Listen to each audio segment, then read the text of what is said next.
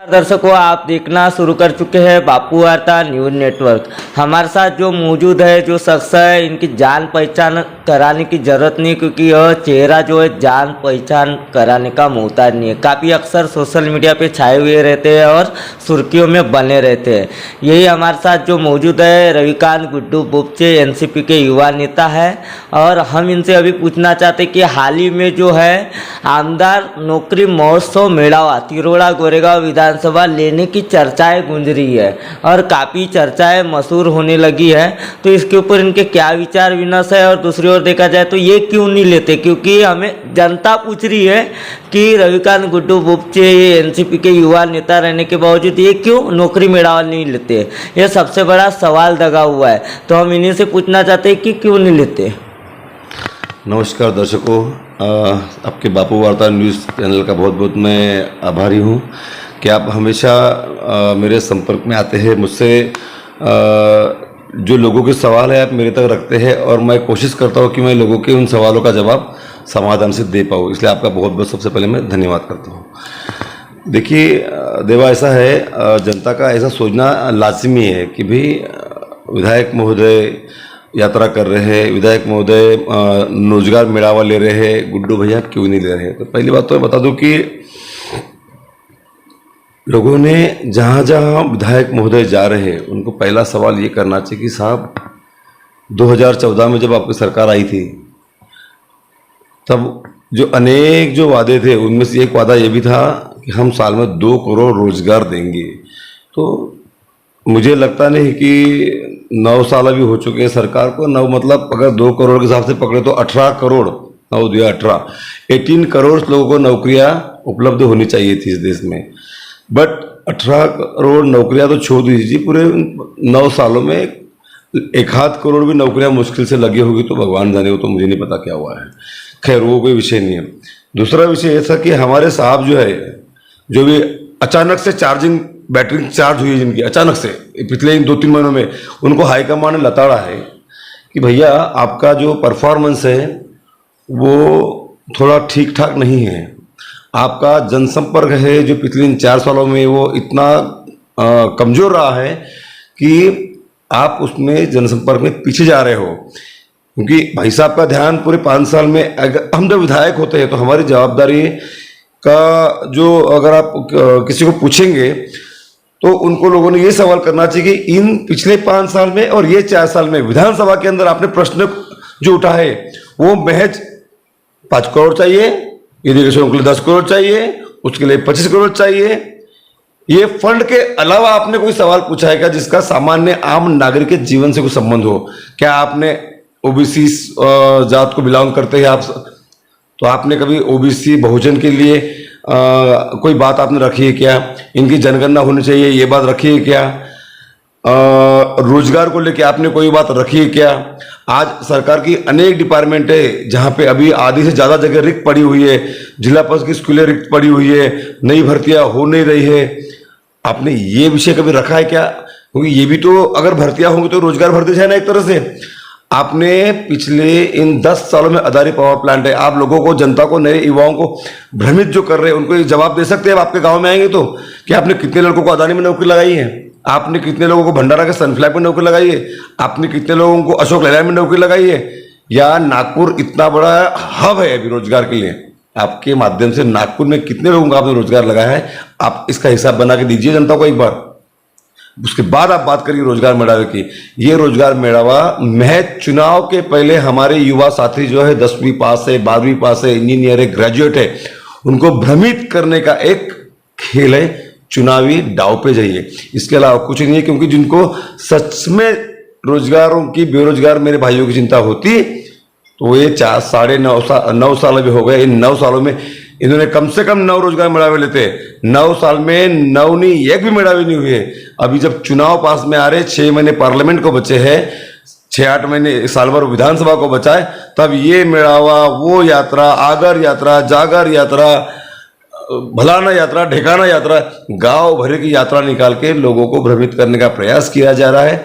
मेरी युवाओं से अपील है पूरे विधानसभा के कि जिस जिस गांव में रोजगार मेड़ावे के लिए सम्माननीय हमारे महोदय आए, इनसे सवाल पूछे कि महोदय जी अभी 9 साल तक तो आप दिखे नहीं ये सब के चक्कर में, अब चुनाव पास में आ गए तो आप दिख रहे हैं अभी मेड़ावे के चक्कर में।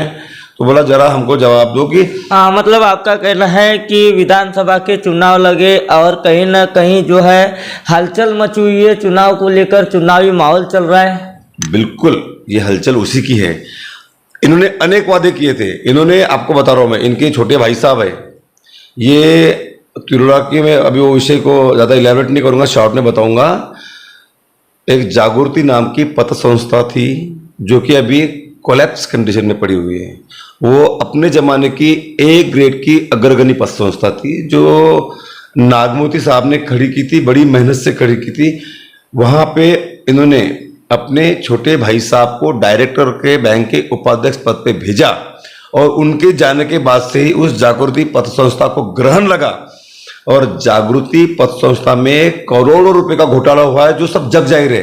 वो किसने क्या किया मुझे नहीं पता, पर इनके छोटे भाई साहब भी उस बैंक में थे, पत्र संस्था में कमेटी में वाइस प्रेसिडेंट थे और सरकार के सारे नियमों को ताक पर रख के बिना सिक्योरिटी के, बिना डॉक्यूमेंट्री के 40 से 50 करोड़ रुपए सामान्य आदमी का बांटा गया था और आज भी उस पैसे की वसूली हो नहीं रही है। उसके कारण अनेक परिवार के लोगों ने आत्महत्या की है, अनेक परिवार के माँ बाप के बेटियों की शादी के लिए जमाया हुआ पैसा था वो नहीं मिला है, अनेक लोगों के नौकरी के रिटायरमेंट का पैसा था वो नहीं मिला है।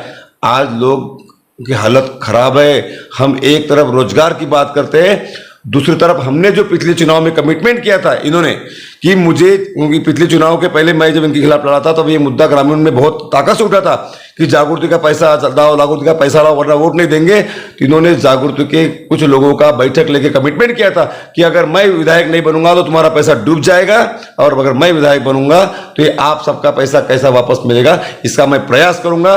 जिसके लिए इन्होंने बिल्कुल प्रयास नहीं किए, बल्कि जागृति का जब कांड उठा था बीच में तब अपने सरकार के दबाव में इन्होंने उस प्रकरण को दबाने का प्रयास किया। इनके भाई समेत सारे डायरेक्टर लोगों पे एफआईआर दर्ज हुई थी। कोविड के बहाने में उनको जेल में जाने से इन्होंने कैसे रोका जाए इसका प्रयास किया और इनके आला नेताओं ने उनको मदद किया और उनके भाई को एक दिन की भी जेल नहीं हो पाई। तो मतलब आपने सत्ता का उपयोग करके, पैसे का, पावर का उपयोग करके आपने अपने डायरेक्टर को और अपने भाई को आपने उसमें बचाने का प्रयास किया है। पर आपका परिवार, आपके जो भी लोग हैं डायरेक्टर वहां पे थे, वो उस जागृति के पैसा डूबने के लिए सब लोग जवाबदार है। अब इस सरकार के महकमे में आप लोग बैठे हैं, आप लोग विधायक है, आपकी सत्ता है, ठीक है। मैं एक बात आपसे पूछना चाहता हूँ, जिस तरीके से आप जागृति पथ संस्था की बात कर रहे हो, अभी तक वो गुनाह सिद्ध हुआ नहीं हुआ ये तो पता नहीं, हालांकि आप कैसे बता रहे हो कि इन्होंने ही किया है? मैंने कब कहा इन्होंने किया है? मैं कह रहा हूं कि जब संस्था में हम जब डायरेक्टर बॉडी की होती है, रिजर्व बैंक के सीधे नियम होते हैं कि लोन बांटने से पहले सामने वाले पार्टी लोन रिफंड करेगी नहीं करेगी, उसका बैकग्राउंड क्या है, वेदर उसने अपने लाइफ में पहले पेमेंट लोन लिया है तो उसका रीपेमेंट का स्टेटमेंट कैसा है, वो उसने वापस किया है कि बैंक को डुबाया है। फिर हम जितनी प्रॉपर्टी का लोन देते हैं उसके जो अगर मान के चलिए किसी को 60 लाख का लोन चाहिए तो उसकी 1 करोड़ की प्रॉपर्टी होनी चाहिए। तो आपने उतने प्रॉपर्टी मॉर्गेज किए क्या, नहीं किए मत। तो जब ये सारा जब लोन बांटते हैं तो बगैर संचालक मंडल के परमिशन के लोन नहीं दिया जाता। और संचालक मंडल में इनके भाई साहब थे, वाइस प्रेसिडेंट थे बैंक के। और देखो जो आदमी नागमोती साहब जो है, जो एक झाड़ को बड़ा करता है ना, पाल के पोस के बीज लगा के, वो उस झाड़ को कभी नहीं तोड़ता। नागमोती साहब ये नहीं कर सकते थे, कहीं तो भी उनकी मजबूरी आती, कहीं तो भी उनको ब्लैकमेल किया जा रहा होगा और उस मजबूरी के तहत बैंक का पैसा एक तरह से सबने मिलकर जो बांटा, ये बांटा नहीं लूटा इन्होंने पैसा। पर अब गरीब लोग हैं बेचारे, छोटे लोग हैं। मैं लास्ट टाइम लोगों के लिए आंदोलन भी किया था उन घर के सामने, उनके लोग नहीं आते, डरते हैं क्योंकि लोगों को डराते हैं। लोकशाही में ऐसा हो गया है कि जिस नेता को हम अपनी सिक्योरिटी समझते हैं, जिस हमको दुनिया डराए तो हम उस नेता के पास जाए, आज लोग इनसिक्योर हो गए हैं, वो उस नेता से डरने लगे हैं। तो भाई लोग, अरे मैं अब खुल के बोलना नहीं चाहता पर अनेक लोगों ने आत्महत्या की है इस डर के मारे। तो ये आने वाले टाइम पे धीरे धीरे मैं एक ही चीज का खुलासा करूंगा। मैं एक बात पूछना चाहता हूँ, कहीं ना कहीं हमने सुने हैं काफी सारी बातें आती है कि आप युवाओं को भड़काने का ही प्रयास करते हो। नहीं, मैं भड़काता नहीं हूं, मैं युवाओं को जागरूक करता हूं, मैं उनको सच बता रहा हूं और सच इस दुनिया में सबसे कड़वा होता है। जो उनको भी कड़वा लगता होगा मेरा ये बोलना, बट मैं जो बोलता हूं मेरे युवा साथियों को मेरा आज भी कहना है कि आप बिल्कुल डरो मत, सच का सामना करो। पार्टी के नाम पे ऐसे लोगों को आगे मौका मत दो जनप्रतिनिधि बनने का। जो आपके सवाल विधानसभा में, जिला परिषद में, पंचायत समिति में, ग्राम पंचायत में, पार्लियामेंट में जो आपके सवाल ना उठा सके, सिर्फ फोकनाटबाजी, धर्म के नाम पे, जाति के नाम पे युवाओं को भड़काने का काम, महज रोजगार दूंगा तो आपको वो दूंगा, इस तरह की जो खुखली बातें करते हैं ना, मुझे उनको जागरूक करना है। मुझे पता है, आज मुझे कई लोग ये सवाल पूछते हैं, मैं जाता हूँ तो भैया आप तो अलायंस पार्टी में हो, आप ऐसा आप क्यों बोलते हो। देखो भाई, मेरा सीधा कहना है, मैं अलायंस की पार्टी में हूं, पर उनके पार्टी का कोई अगर विधायक गलत करता है तो मैं उसको गलत क्यों ना बोलूं। मैं पार्टी के खिलाफ थोड़ी बात कर रहा हूं, मैं बात कर रहा हूं एक व्यक्ति के खिलाफ। अगर एक व्यक्ति गलत है तो गलत है। जैसे मैं लास्ट टाइम भी कहा था मैंने बोरगांव में कि यहां के जिला परिषद के अध्यक्ष पंकज राहंगडाले ने अपने खुद के प्रचार के लिए जिला परिषद का लाखों रुपया खर्चा कर डाला, पूरे गोंदिया जिले भर होर्डिंग लगा डाली अपने नाम के जल जीवन मिशन को लेके। क्या ये भ्रष्टाचार नहीं है? क्या ये पैसा तुम्हारा है? क्या तुम अपना नाम कर रहे? सरकार की योजना थी, सरकार ने रबवाई, उसमें होर्डिंग लगाने की क्या गरज है यार? सरकार का पैसा है। अगर इतना ही शौक है तो अपने पैसे, अपने बाप दादा कमाए पैसे खर्चा करो और उस योजना अपना फोटो लगा के प्रचार करो। तुम सरकारी योजना को रबवा रहे हो और पहले ही पैसा नहीं है गवर्नमेंट के पास, नौकरा कम कर रही है गवर्नमेंट, ये बता रही है ना। तो भी सरकार का 10-10 लाख 20-20 लाख रुपए आप अपने खुद के फोटो लगा के जिले में चिपकाने के लिए क्या कर रहे हो? हमको भी लोग पूछते भैया आप फोटो क्यों नहीं लगाते? हम डायरेक्ट जवाब देते हमने लोगों के दिल में जगह बनाई है, हमको होर्डिंग लगाने की गरज नहीं है। जो लोगों के दिल में जगह नहीं बनाते उनको होर्डिंग लगाने की गरज है, और वो होर्डिंग सरकारी पैसे से लगा रहे हैं। मतलब आपका ऐसा है कि जल जीवन मिशन का विरोध है, जो नौकरी मेला है उसका विरोध है? नहीं, मेरा जल जीवन मिशन को विरोध नहीं है। जल जीवन मिशन ये अच्छा प्रोग्राम है, मेरे उसको लेके जो इम्प्लीमेंटेशन है उसमें काफ़ी बड़ा भ्रष्टाचार है। अब वो इंक्वायरी का पार्ट है, लेकिन कैसा है ना, जब सैया भय कोतवाल तो अब डर का है का। अब यही लोग बैठे हुए हैं, इन्हीं की सत्ता यहाँ पे, इन्हीं की सत्ता महाराष्ट्र में, इन्हीं की सत्ता केंद्र में, इंक्वायरी करेगा कौन? निकृष्ट दर्जे के क्वालिटी के पाइप आ रहे गांव में, निकृष्ट दर्जे के मटेरियल्स आ रहे गांव में, कंप्लेंट कर रहे लोग। पर मुझे पता है कंप्लेंट करके कोई फायदा नहीं है, क्योंकि वो जो व्यक्तियां इन सब चीजों को जो मॉनिटरिंग कर रहा है, सब उनके आका लोग ऊपर बैठे हुए, वो बचा लेंगे उसको। तो मैं अकेला चिल्ला क्या करूंगा इसके लिए? इसके लिए विरोध हर गांव से होना चाहिए। जिस गांव में मटेरियल आ रहा है, गांव के लोगों ने पूछना चाहिए कि तुम्हारा ये पाइप आया है, कौन सी कंपनी का है, ये ISI मार्का का है क्या, इसकी थिकनेस कितनी है जो लगा रहे हो। आज के गाँव में पढ़े लिखे लड़के नहीं है क्या? गाँव में पढ़े लिखे लड़के है, ग्रेजुएट लड़के है, पर सबको ऐसा लगता है कि हमको क्या लेना देना, ये काम तो गुड्डू बाबू जो देखते बैठेगा, ये काम तो फलाना वो देखते बैठेगा, ये हमारा काम नहीं है। तो कोई किसी के अगेंस्ट बोलने के लिए डरता है। मैं इतनी तो भी बात कर पा रहा हूं, ये ताज्जुब की बात है। आज के जमाने में इनके खिलाफ, इनके सरकार के खिलाफ कोई हिम्मत नहीं कर रहा है बोलने की। हर आदमी अपना बाजू से निकलते जा रहा है, हमको क्या लेना देना बोल के। पर ऐसा हर आदमी सोचेगा तो देश का कबाड़ा हो जाएगा। हमारे की जेन्युइन समस्या है वैसी की वैसी धरी की धरी रह जाएगी और कोई आवाज नहीं उठाएगा। क्या लगता है आपको जो नौकरी महोत्सव मेला हुआ है, ये नामधारी है क्या, क्या है? अभी वक्त बताएगा। देखो, हमारा तो सवाल इसलिए है विधायक महोदय को, कभी मैं तो ये रिक्वेस्ट करता हूँ कि सब ना जनता भूल जाए कि मैं किसी पार्टी का लेटा हूँ। मैं ये सवाल क्या आम नागरिक करके नहीं पूछ सकता क्या? क्योंकि जब देखो, जब जगजाई रहे तिरोड़ा गोरेगांव विधानसभा क्षेत्र को लेके ही आप अक्सर चर्चाओं में बने रहते हो और सवाल उठाते रहते हो। कहीं ना कहीं आपको जो है विधानसभा क्षेत्र से क्या गुस्ताखी ऐसी क्या है जो काफ़ी सारे सवाल आते हैं जनता के जरिए, क्या विधानसभा के पीछे ही भिड़ जाते हो? नहीं, देखो, हम अगर लोक प्रतिनिधि है, हम जनता में जब काम करते हैं तो जनता के हित के जो काम है होना चाहिए, इसके लिए आवाज़ उठाना ही मेरा काम है और मैं वही कर रहा हूँ बस। और ये रहा सवाल तो रोजगार मेड़ावे का, अगर सही में इस रोजगार मेड़ावे से फ़ायदा होता है तो, और मेरा तो मानना है कि 10-20 लोग भी नौकरी पे लगते होंगे तो 20 परिवार का तो फायदा होगा। पर वो जुमलीबाजी नहीं होनी चाहिए। जैसे बोरगांव का मैटर था, वहाँ भ्रष्टाचार का मैटर हुआ था बीच में, विधायक महोदय ने कहा था कि 15 दिन के अंदर इसका भ्रष्टाचार का निर्मूलन नहीं हुआ, कार्रवाई नहीं हुई दोषियों पे, तो मैं खुद अनशन पे बैठ जाऊंगा जिला परिषद के। अब इस बात को 15 से 20 दिन हो गए हैं। मेरी आपके चैनल के माध्यम से विधायक महोदय को मेरा सवाल है कि आप कब बैठ रहे हैं वहाँ पे जिला परिषद के सामने, पेंडल कब लगाना है हमको? अगर आप बोलेंगे तो हमें पेंडल लगा देते, आप बैठिए अनशन पे। अभी जिस तरीके से आप बात कर रहे हो, विधायक महोदय और जिला परिषद के अध्यक्ष के पीछे ही आप आए दिन सुर्खियों में भिड़ जाते हो, क्या लगता है? मैं किसी के पीछे भिड़ा नहीं हूँ। मेरा सिर्फ इतना कहना है कि वो लोग जो बात करते हैं ना, वो बात पे उन्होंने कायम रहना चाहिए। देखो आज वो जनप्रतिनिधि है, हम देखो कल वो पद से उतर जाएंगे तो हम कहे उनको बोलेंगे। हम आम जनता है, वो हमारे विधायक है इस क्षेत्र के, हम आम जनता है, वो हमारे अध्यक्ष है जिले के, जिला परिषद के अध्यक्ष होंगे, सभापति होंगे, विधायक होंगे। देखो सवाल तो उन्हीं पे ढाके जाते हैं ना जो जवाबदारी पे पद पे बैठे। कल वो पद पे नहीं रहेंगे तो हम उनको सवाल थोड़ी करेंगे जबरदस्ती उनके घर में जाके, जो भैया आप ये सब क्यों नहीं कर रहे हो, आप ये काय को कर रहे हो।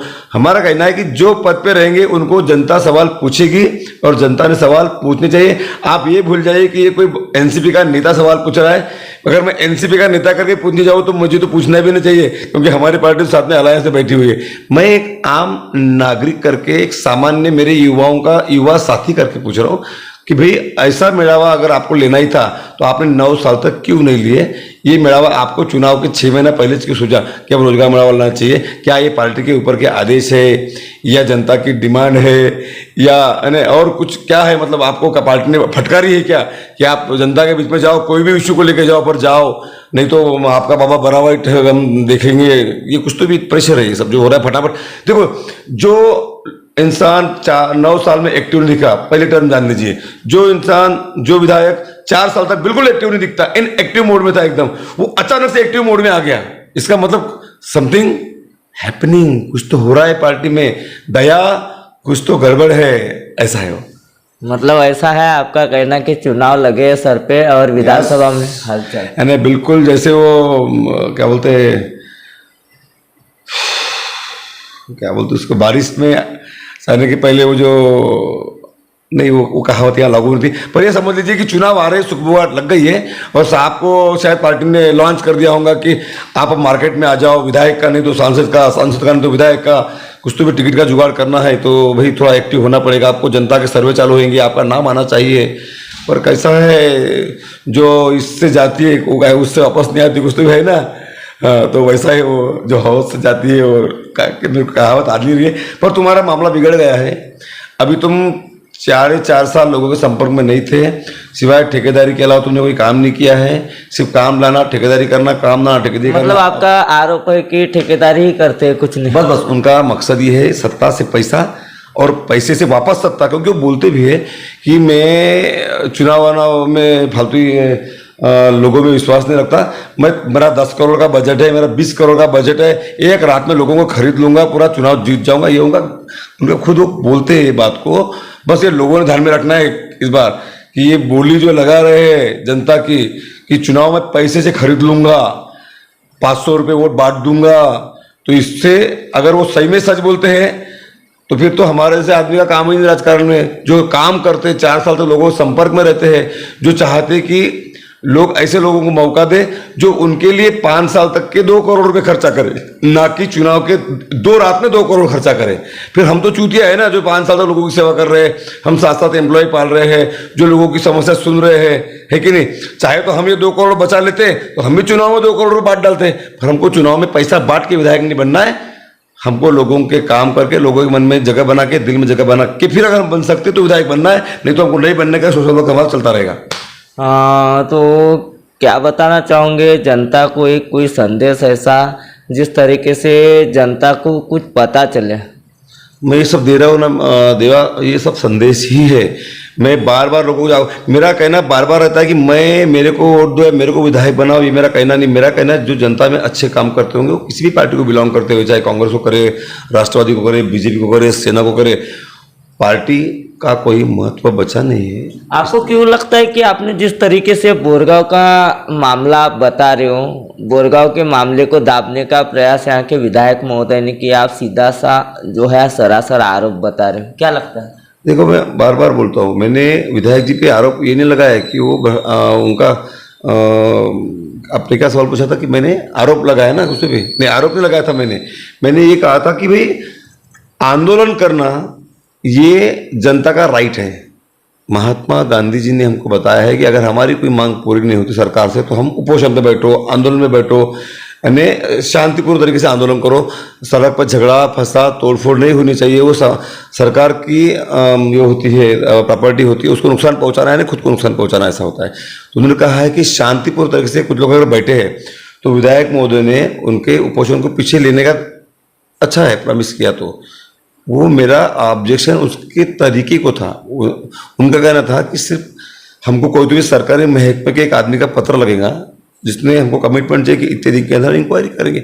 और देखो भ्रष्टाचार तो बहुत बड़ा भ्रष्टाचार करोड़ों लाखों का नहीं था, बहुत छोटा सा चीज़ था। सिर्फ मैं कह रहा हूँ कि भ्रष्टाचार होता है देश में, 2 रुपये का हो, 2 लाख का हो, 2 करोड़ का हो। वो महज 50,000 का भ्रष्टाचार था, उसमें 2-3 लोग अगर शेयर होगा तो हाथ में 15,000 भी नहीं आए होंगे।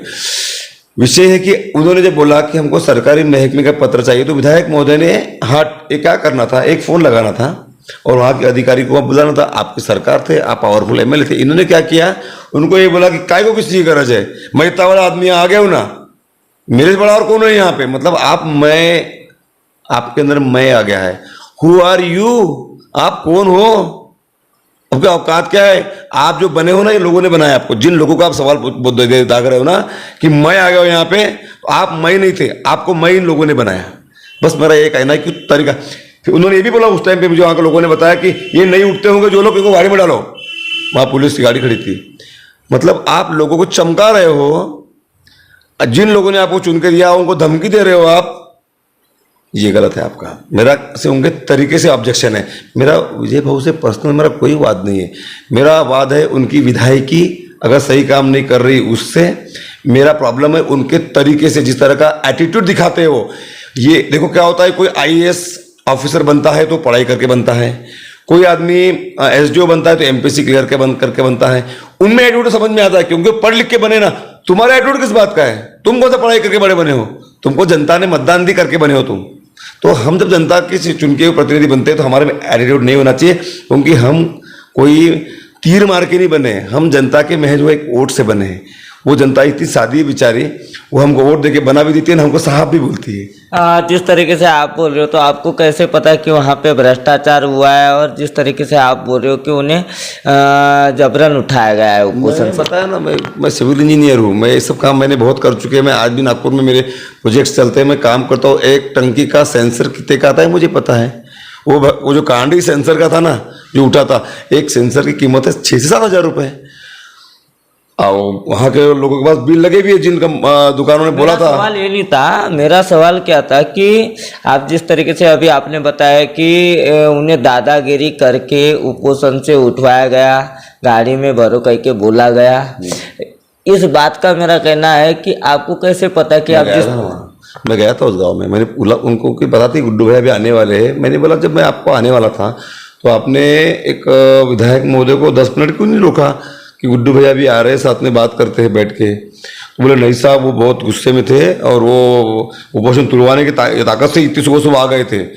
वो बिल्कुल बोल रहे थे कि या तो उठो नहीं तो इनको गाड़ी में डालो। लोगों ने बोला, आज मैं आप बोलेंगे तो उस गांव के में से 25 वहाँ के लोग खड़े कर सकता हूँ जो इस बात का सबूत है बोलने के लिए कि भाई उन्होंने मेरे पास ऑन कैमरा बोला है ना, मेरे पास है, मेरे पास बैठे थे तो कि हमको जबरदस्ती उठाया गया है करके। मेरे पास वो रिकॉर्डेड है, वो टेंशन नहीं है। तो मेरा वो ये कहना है कि आप ऐसे कैसे उठा सकते किसी को भी जबरदस्ती से। आप प्यार से उठाइए। इतने बड़े बड़े आंदोलन होते हैं, अभी जरांगी जी ने मराठा आंदोलन किया है, सीएम साहब मिलने के उनको, सीएम साहब ने उनको बलजबर से उठाया क्या? अन्ना हजारे जी ने इतना आंदोलन किया था, अन्ना हजारे जी को ऐसा बलजबर से उठाया गया क्या? नहीं उठाया गया। कांग्रेस की सरकारें थी उस जमाने में, उनकी सुनते थे। आज भी हमारे सीएम साहब गए, उन्होंने बाकायदा वहाँ से मुलाकात की, अपने टीम के साथ गए थे। तो कैसा ऐसा नहीं होता है। तो आंदोलन को आंदोलन के तरीके से होने देना चाहिए और उनको आंदोलन समाप्त भी करना है। उनकी मांग को सुनो, उनको व्यवस्थित डरा के नहीं उठा सकते। बस मेरा इतना कहना है कि प्यार से उठाओ, समझा क्या? हाँ दर्शकों, हमारे साथ अभी तक जो मौजूद थे एनसीपी के युवा नेता, इन्होंने काफ़ी सारे बातें जो है अपने विधानसभा को लेकर भी बताई। इनसे हमने काफ़ी सवाल किए, नौकरी महोत्सव मेड़ावा को लेकर, बेरोजगार युवाओं के बारे में, और एक बोरगांव का मामला जो सुर्खियों में बना हुआ था उस पर भी काफ़ी सारे जो है राज खोले गए हैं। अब सरासर अब क्या है क्या नहीं ये तो हम भी सिद्ध नहीं कर पाते, लेकिन हमारे साथ ऐसी ही खबरें देखने के लिए सेकंड पार्ट में जुड़े रहिएगा और नई अपडेट हम आपको क्या दिखा सकते हैं पार्ट 2 के जरिए ये भी हम आपको बताएंगे। तो ऐसी खबर देखने के लिए बापू वार्ता न्यूज़ नेटवर्क को सब्सक्राइब कीजिए, बेल आइकन पर प्रेस कीजिए। गोंदिया से देवेंद्र दमाए।